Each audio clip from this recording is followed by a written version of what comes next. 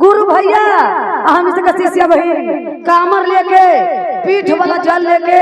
हमनी से के महादेव के जल चढ़ावे खातिर हमनी से के लाइन लगल बा तभी हमनी से के जल चढ़ावे खातिर गुरु से दर्शन नहीं के हो सूप में जल डाल के हमनी से के आवता नहीं तो देखिए कितना महादेव में शक्ति बा। जय हो महादेव में शक्ति बा कि छोटे बच्चा महादेव का नाम लेके पैदल महादेव के दर्शन करे खातिर दरबार में पहुंच जाता। तो देखी कितना महादेव में शक्ति बा। तो देखी हमरा हम ऐसे के बानी यही हम इलाका के लड़की ही यही हमरा गांव में नैहर है।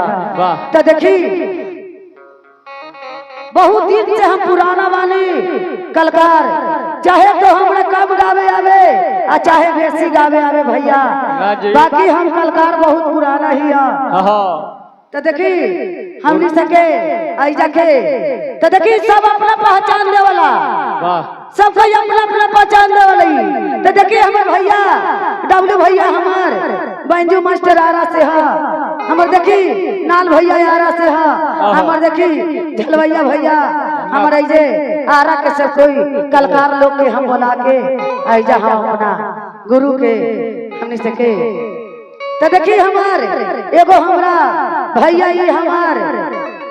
ऐसे तिलकपुरा गांव में बगल में बोले ही ऐसे हमारे तिलकपुरा गांव से हमार भैया बहुत अच्छा कलकार बहुत बढ़िया ब्यास जितने झलवैया उतने गवाई का बहुत अच्छा। तो देखी कितना हम दीदी बहनी बहुत दूर दूर से हमने से आई लिया। देखिए हमार पूनम दीदी फतुआ से चल के आई लिया बहुत दूर से इतना दूर से हम कलकार के बुला के जा हम गुरु के भजन गवाता नहीं चर्चा देने वाले। देखिए हमार रिंकी दीदी पीटा से चल के आई लिया महादेव थान से। देखिए हमार रेणु दीदी महजपुरा गाँव और जैसे हमारे कलकार आई ये हमार भोला भैया वीडियो बना रहे बहुत अच्छा हमारे भैया कलकार वीडियो भी बनाते हैं या गायबो करते हैं और सबसे हंसाइबो करते हैं और कभी रोवाइबो करते हैं ऐसा भैया हमारे कलकार है। तो देखी हमारे भैया भगवानपुर से भैया हम लोग का वीडियो बनाते हैं। तो देखी कैसे हम महादेव के एगो भजन देते नहीं सब हमारे गुरु भैया और शिष्या भाई कम से कम ताली बजावे के बाद जय हो। तो देखिए हमारे महादेव बाबा मंदिर में हम बैठ गई है कितना उनका पर जोलम चोर है। देखी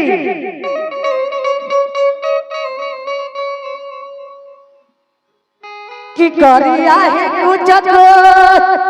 हे महादेव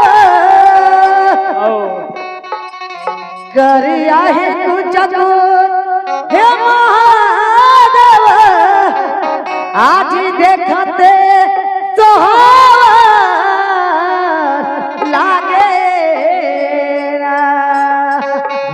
धन ह दीदी करिया है कुछ हे महादेव आज देखते सोहावन लागे आज मुँह के मानव ना। तो कैसे हमार भोला बाबा गौरा के बुलावत कैसे देखी है सावन के महीना है हमार गौरा रूस गई है भोला बाबा से। ओहो धन है गौरा तो कह तारी कैसे देखिए हमार यही भोला भैया है बड़ी रूसलन है काज ने कहा घूसेलन।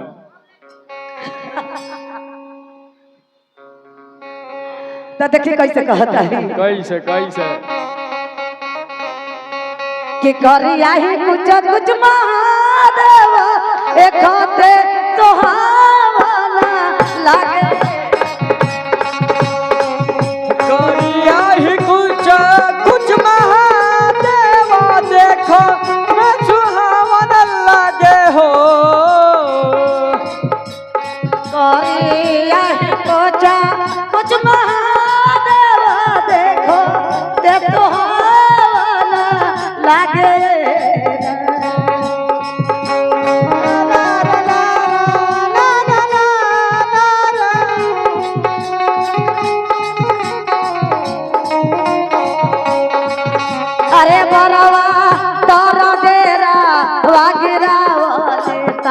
गौरा के बोलावे लगलिए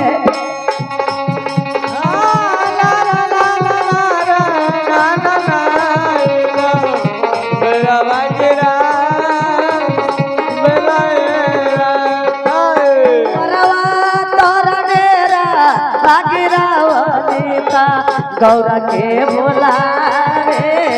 लगलिए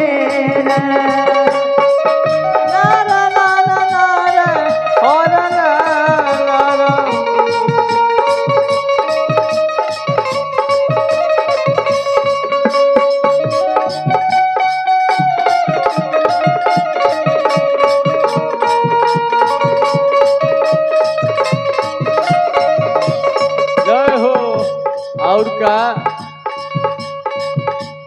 कीना के जोरे पोथी पतरा ओ हो किनका के पगोरिया जोरे के जोरे पोथी पतरा किनका के पगोरिया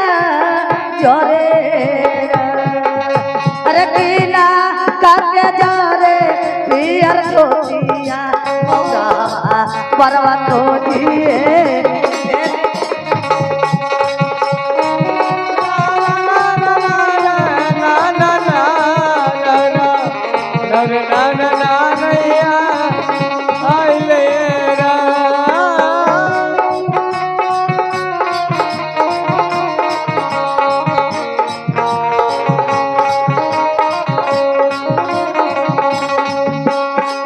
देखी भैया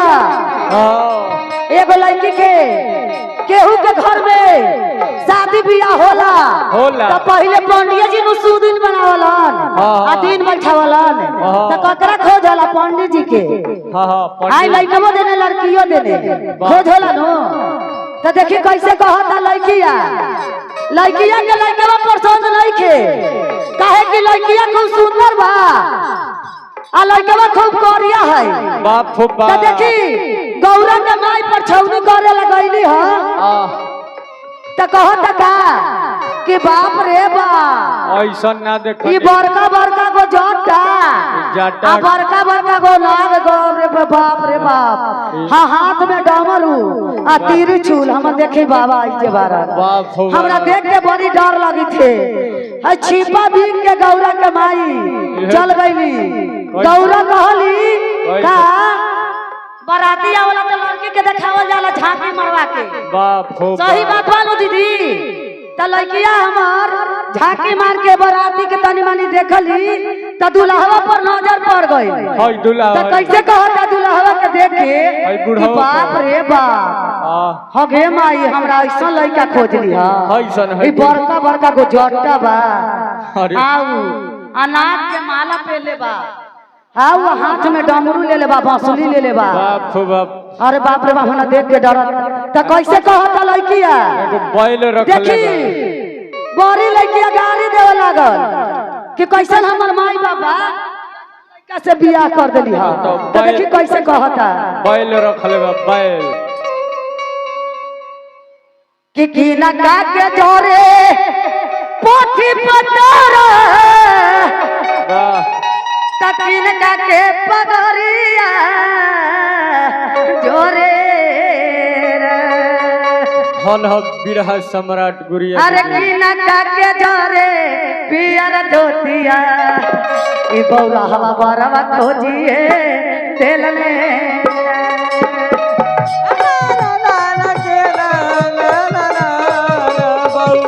रहवा बारवा खोजी